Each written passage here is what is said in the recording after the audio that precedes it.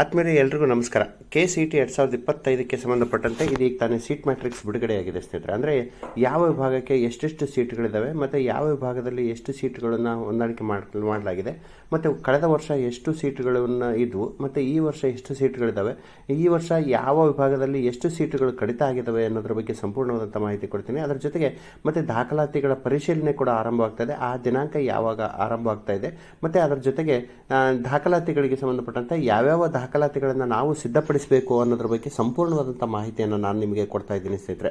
ಬನ್ನಿ ಹಾಗಾದರೆ ಈ ಒಂದು KCET 2025ಕ್ಕೆ ಸಂಬಂಧಪಟ್ಟಂತೆ ಸೀಟ್ ಮ್ಯಾಟ್ರಿಕ್ಸ್ ಇದೀಗ ತಾನೇ ಬಿಡುಗಡೆ ಆಗಿದೆ ಸ್ನೇಹಿತರೆ. ಅಂದರೆ ಅದನ್ನು ಪರಿಶೀಲನೆ ಮಾಡ್ತಕ್ಕಂಥದ್ದು ಹೇಗೆ, ಅದನ್ನು ಯಾವ ವೆಬ್ಸೈಟ್ನಲ್ಲಿ ನೋಡೋದು ಅನ್ನೋದ್ರ ಬಗ್ಗೆ ನಾನು ಮಾಹಿತಿ ಕೊಡ್ತಾ ಇದ್ದೀನಿ.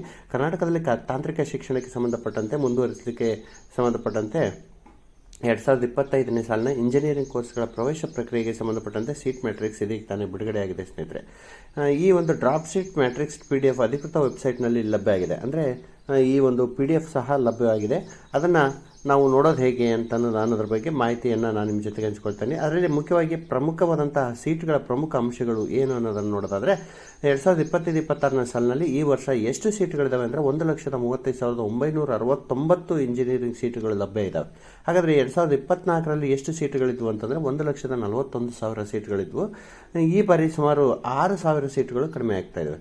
ಕಂಪ್ಯೂಟರ್ ಸೈನ್ಸ್ ಇಂಜಿನಿಯರಿಂಗ್ ವಿಭಾಗದಲ್ಲಿ ಮುಖ್ಯವಾಗಿ ಸೀಟುಗಳ ಕಡಿತ ಕಂಡು ಬಂದಿರತಕ್ಕಂಥದ್ದು ಸ್ನೇಹಿತರೆ.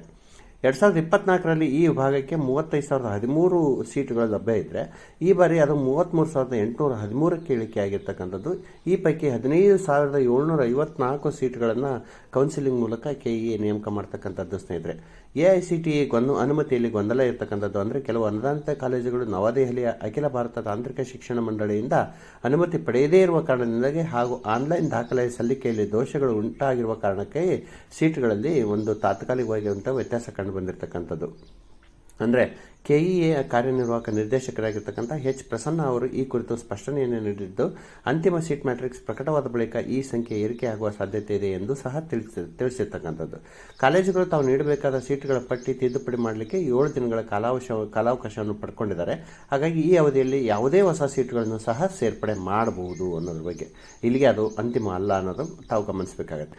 ಸೀಟ್ ಮ್ಯಾಟ್ರಿಕ್ಸನ್ನು ಪರಿಶೀಲನೆ ಮಾಡ್ತಕ್ಕಂಥದ್ದು ಹೇಗೆ ಅಂತಂದರೆ ಅಧಿಕೃತವಾಗಿರ್ತಕ್ಕಂಥ ವೆಬ್ಸೈಟ್ ಅಂದರೆ CETonline.karnataka.gov.in UGCET ವಿಭಾಗವನ್ನು ಕ್ಲಿಕ್ ಮಾಡಿ ಅಲ್ಲಿ UGCET 2025 engineering drop sheet matrix ಅಂತ ಇದೆ. ಅಲ್ಲಿ PDF ಒಂದು ಫೈಲನ್ನು ಡೌನ್ಲೋಡ್ ಮಾಡಿಕೊಂಡು ಅದರಲ್ಲಿ ನಿಮಗೆ ಯಾವ ಕಾಲೇಜು ಇಷ್ಟವಾಗಿರ್ತಕ್ಕಂತಹ ಕಾಲೇಜು ಯಾವುದು, ಆ ಒಂದು ಕಾಲೇಜಿನಲ್ಲಿ ಕೋರ್ಸ್ ವಿವರವನ್ನು ನೀವು ಪರಿಶೀಲನೆಯನ್ನು ಮಾಡ್ಬೋದು. KCET 2025 ಕೌನ್ಸಿಲಿಂಗ್ ವೇಳಾಪಟ್ಟಿ ಹೆಂಗೆ ಅಂತಂದರೆ ಬಹು ನಿರೀಕ್ಷಿತವಾಗಿರ್ತಕ್ಕಂತಹ KCET ಕೌನ್ಸಿಲಿಂಗ್ ಪ್ರಕ್ರಿಯೆ ಜೂನ್ 3 ಅಥವಾ 4ನೇ ವಾರದಲ್ಲಿ ಆರಂಭವಾಗುವಂಥ ಸಾಧ್ಯತೆ ಇದೆ ಸ್ನೇಹಿತರೆ. ಅಭ್ಯರ್ಥಿಗಳು ಸೀಟ್ ಮ್ಯಾಟ್ರಿಕ್ಸ್ ಆಧಾರವಾಗಿ ತಮ್ಮ ಕೋರ್ಸ್ ಆಯ್ಕೆ ಮತ್ತು ಕಾಲೇಜುಗಳ ಆದ್ಯತಾ ಪಟ್ಟಿಯನ್ನು ಅವರು ಸಿದ್ಧಪಡಿಸಿಕೊಳ್ಬೇಕು. ಈಗಲೇ ನಿಮಗೆ ಯಾವ ಕಾಲೇಜ್ ಬೇಕು ಅನ್ನೋದ್ರ ಬಗ್ಗೆ ಒಂದು ಆದ್ಯತಾ ಪಟ್ಟಿಯನ್ನು ನಾವು ಸಿದ್ಧಪಡಿಸಿಕೊಳ್ಳಿ ಸ್ನೇಹಿತರೆ. ಕೌನ್ಸಿಲಿಂಗಿಗೆ ಅಗತ್ಯವಾಗಿರ್ತಕ್ಕಂಥ ದಾಖಲೆಗಳ ಪಟ್ಟಿ ಯಾವುದು ಅಂತ ನಿಮಗೆ ಬಂದಿರಬಹುದು. ನಾನು ಕೌನ್ಸಿಲಿಂಗಿಗೆ ಅಗತ್ಯವಾಗಿರ್ತಕ್ಕಂಥ ದಾಖಲೆಗಳ ಪಟ್ಟಿ ಯಾವುದು ಅಂತ ನೋಡೋದಾದರೆ KCET 2025ಕ್ಕೆ ಸಂಬಂಧಪಟ್ಟಂತೆ ನಿಮ್ಮ ಅರ್ಜಿಯನ್ನು ಅಪ್ಲಿಕೇಶನ್ ಹಾಕಿರ್ತೀರಿ, ಅದರ ಒಂದು ಪ್ರಿಂಟೌಟನ್ನು ತೆಗೆದಿಟ್ಕೊಳ್ಳಿ. ಅದ್ರ ಜೊತೆಗೆ ಹಾಲ್ ಟಿಕೆಟ್, ನೀವೇನು ಎಕ್ಸಾಮ್ CET ಎಕ್ಸಾಮ್ಗೆ ಹೋಗಿ ಬಂದಿರ್ತೀರಿ ಅದರ ಹಾಲ್ ಟಿಕೆಟನ್ನು ಇಟ್ಕೊಳ್ಳಿ. ಆಮೇಲೆ ಅರ್ಜಿ ಶುಲ್ಕ ಪಾವತಿ ರಶೀದಿಯನ್ನು ಸಹ ಇಟ್ಕೊಳ್ಬೇಕಾಗುತ್ತೆ. 10ನೇ ತರಗತಿ ಅಂಕಪಟ್ಟಿ ಹಾಗೂ ಪ್ರಮಾಣ ಪತ್ರವನ್ನು ಸಹ ನೀವು ಇಟ್ಕೊಳ್ಬೇಕು. ಪ್ರಮಾಣ ಪತ್ರ ಅಂದರೆ ಟ್ರಾನ್ಸ್ಫರ್ ಸರ್ಟಿಫಿಕೇಟನ್ನು ಇಟ್ಕೊಳ್ಬೇಕು.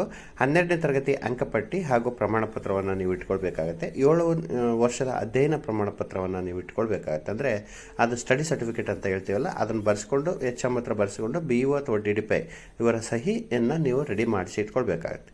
ಆಮೇಲೆ 2 ಪಾಸ್ಪೋರ್ಟ್ ಒಂದು ಭಾವಚಿತ್ರಗಳನ್ನು ಸಹ ಇಟ್ಕೊಳ್ಬೇಕು.